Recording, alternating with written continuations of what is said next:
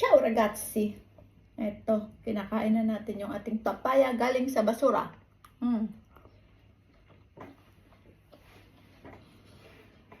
Bunisimo.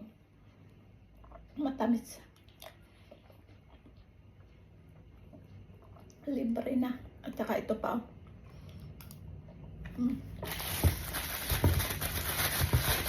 ating baon. Hindi natin nakain talaga. At binalat ng bonggang-bongga.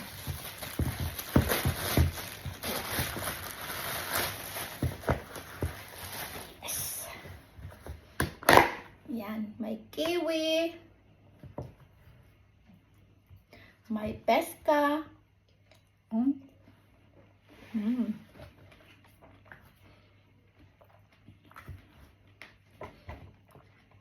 Peska.